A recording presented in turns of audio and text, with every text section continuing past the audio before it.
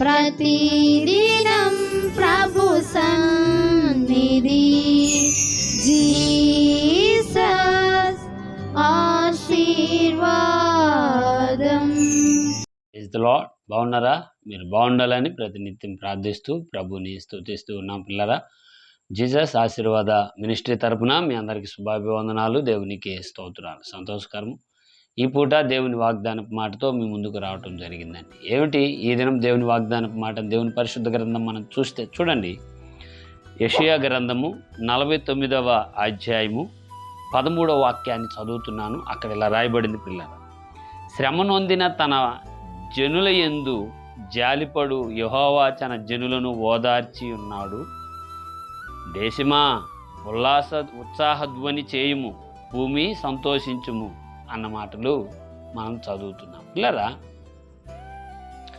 శ్రమ నొందిన ప్రజలను జాలిపడి యెహోవా ఓదార్చి ఉన్నాడు అన్నాడు. అని మరొక మాట అంటాడు, దేశమా ఉత్సాహధ్వని చేయుము, భూమి సంతోషించుము, పర్వతములారా ఆనందధ్వని చేయండి అన్న మాట మనకి చక్కగా కనబడుతున్నాయి, మనం వింటూ ఉంటాం. అయితే ఈ మాటల్లో నుంచి ఈ పూట వాగ్దానంగా దేవుడు సెలవిచ్చిన అద్భుత మాట ఏంటని మనం చూస్తే, పిల్లలు ఏమంటున్నాడంటే, శ్రమ నొందిన జనముల యందు జాలిపడే దేవుడు. హల్లెలూయా. శ్రమలో ఉంటే ఎగతాళి చేసే వాళ్ళని చూసాం, హేళనగా మాట్లాడే వాళ్ళు చూసాం, ఇంకా ఈయనకి తగిన శాస్తి జరిగింది, అలా జరగాలే, ఎందుకంటే ఒకప్పుడు ఇతడు అలివుగా లేదు, ఒకప్పుడు ఇతడు లోబడలేదు, ఒకప్పుడు ఇతడు మాట వినే వ్యక్తి కాదు, ఆమె అంతే అట్లానే ఉండింది, అందుకే ఇప్పుడు తగిన శాస్తి జరుగుతుంది అన్న మనుషుల్ని మనం చూడొచ్చు. కానీ అయితే ఇక్కడ దేవుడు అనే పదానికి వచ్చేటప్పటికి ఏమండి ఒక మాట కనబడుతుంది, శ్రమ నొందిన జనులను జాలిపడి ఓదారుస్తున్నాడట. హల్లెలూయా. పిల్లరా, ఈ వాగ్దానం వీక్షిస్తూ దూరాన సమీపాన ఉన్న ప్రియ సహోదరి సహోదరులారా,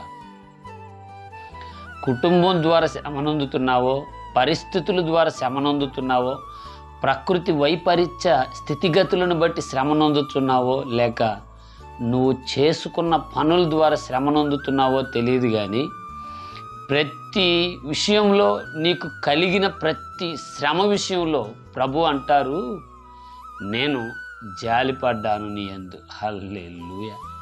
మీరు గమనించారా, బైబిల్ గ్రంథంలో ప్రభు జాలిపడితే ఎలాంటి స్థితిగతి వచ్చిందో బైబిల్లో మనం ఒకరిని గుర్తు చేసుకుంటే, అద్భుతమైన ఆ ప్రాంతంలో మంచి చేయాలన్నా, సహాయం చేయాలన్నా, హెల్ప్ చేయాలన్నా మంచి గుణం కలిగిన వ్యక్తి యోబు.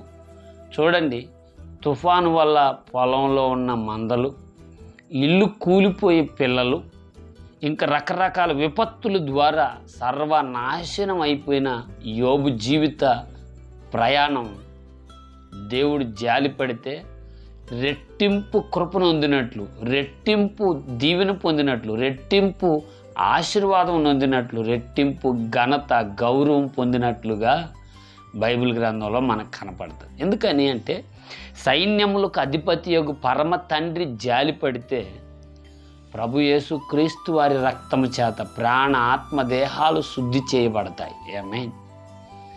ఖచ్చితంగా ఆయన నీ కోసం వచ్చాడన్న అక్షరాల నిజాన్ని ఇంకా ఆశీర్వాదకరమైన మెట్టి ఎక్కటం మొదలు పెడతావు.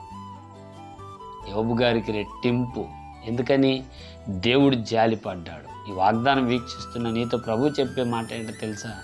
నేను నీ యందు జాలిపడ్డాను, ఇక నీకు కరువు ఉండదు, ఇక నీకు ఇబ్బంది ఉండదు, ఇక నీ కన్నీళ్ళు కారవు, కార్చిన కన్నీళ్ళే ఉన్నాయి నా దగ్గర. మరి ఆలోచించు, ప్రార్థించు. ఇబ్బందికి పడిన, నిందలకు పడిన ప్రతిఫలం దేవుడు నీ యందు జాలిపడి దయచేయగాక. ఆమేన్. ప్రార్థన. పరిశుద్ధుడివైన మా తండ్రి, మీకు వందనాలు.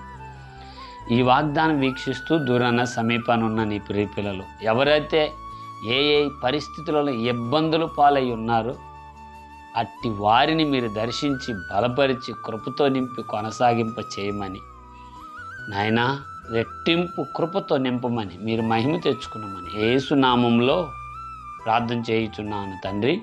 ఆమేన్. Amen. Praise the Lord. God bless.